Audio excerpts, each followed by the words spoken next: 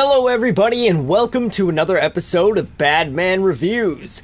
And I'm sorry I have a bit of a sore throat today, so not going to be as crazy talkative as usual. But I decided to make a video for Tuesday because that's what I always do. And as usual, Tuesday's News Day. Tuesday's the day where I decide to talk about whatever I want to talk about. And this week I decided to talk about something that I've been thinking about quite a lot recently, which is, where is the gaming industry going? There's, like, when we were younger, it was very easy to see where the industry was going. You could see, games developing, things getting better as we go on from 2D, from pixels on a screen to 2D to 3D to better graphics to advanced AI and physics, and there's not much more going on in the gaming industry right now from what we can see. Lately, for the past years, it seems like we're just getting the same games, but prettier with a bit better graphics. We're not getting anything too outstanding and new and fabulous. There hasn't been too many groundbreaking games since it's been a long time. The last, really groundbreaking game was probably Half-Life 2. If you can think of any other ones that really broke ground, post it in the comments. But really, there's nothing too crazy going on with the industry. And besides virtual reality, we really have nothing to look into or look forward to or get excited about. There are some developers who are interested in expanding the gaming industry and expanding the way we play games by looking more into AI, and not just in a combat perspective, but in a characteristic perspective or a conversation, or, just being a person and not something that shoots at you. It's an interesting idea, and it would really expand what we could do with games. But at the same time, it'd be kind of creepy. I'm sorry, my throat. I'm fairly interested in what can come in the future of gaming, but as of right now, there's really nothing I can see us going farther into besides, it looks a bit prettier. I can see better graphics, better AI, but that's it. We've kind of perfected gaming when it comes to graphics and physics. There's still a long way to go when it comes to artificial intelligence, but no one's really working on that.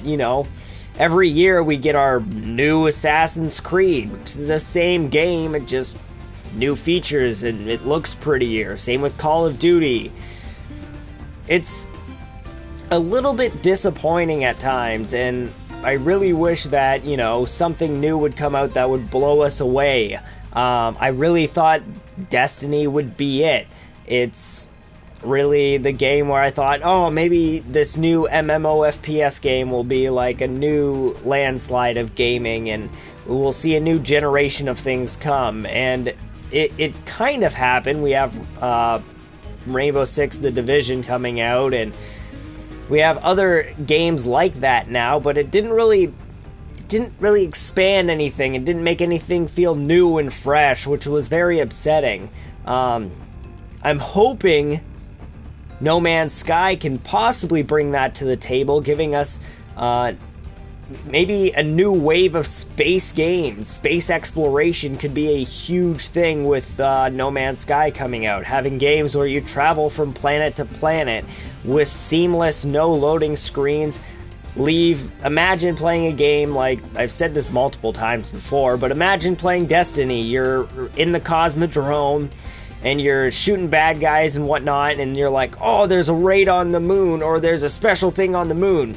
And you call in your ship, you get in your ship, you fly into space, you fly towards the moon, have some space battles on your way there, land on the moon, and the next thing you know, you're on the moon doing your strike, or your special event, or your raid, or whatever. It's an amazing idea, but at the same time, would it work with a game like that? It works with No Man's Sky because it's all randomly generated. You can fly around a planet and not have to worry about specific events or locations being where they are, and not worrying about people getting to places that they're not supposed to.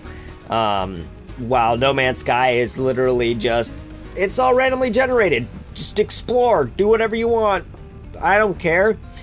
So that's one thing I'm really interested in, seeing where randomly generated exploration can bring us, especially in a space travel kind of way. I would love to see Mass Effect. Mass Effect really took it with the first game, where you were actually able to go to a planet, land on the planet, and then drive around on it. But it was very basic, crappy looking terrain. It was all pre-generated. You know, you land, there's a couple pylon thingies to check out, and usually an enemy base to go look in. Nothing too amazing, but it would be cool being able to, go to your main hub and shop and do all that kind of stuff, and then go into the harbor, get in your ship, fly out into space, go to a mass relay, fly to the next galaxy, explore that galaxy by flying around, going to randomly generated planets and mining things to expand your world, and then, going to flying to another spaceport and landing on that planet, and then just kind of exploring that planet on foot like it would be like your regular story mission, Mass Effect style. There's a lot that we can do there that really interests me. So that's one way I can kind of see the video game industry expanding. Another way is, like I said before, characteristic AI. Having us be able to initiate conversations with an AI and have them respond back intelligently. Facade, I think it was the name of it, was a PC game. It was very popular for a while back, where you entered apartment.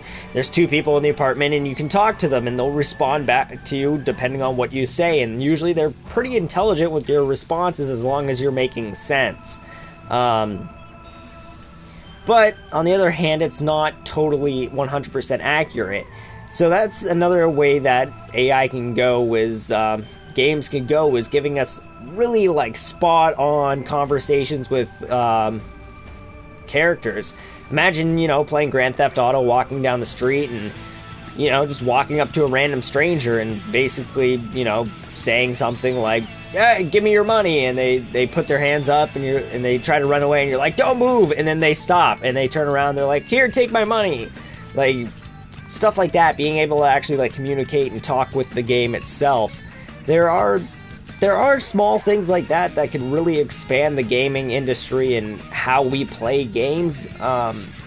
But when it comes to, I feel like when it comes to graphics and whatnot, graphics and physics mechanics, I feel like we're kind of at our peak. I don't think it can get too much better. Graphics can obviously always get better until it's near perfect reality looking, seeing the tiniest of details.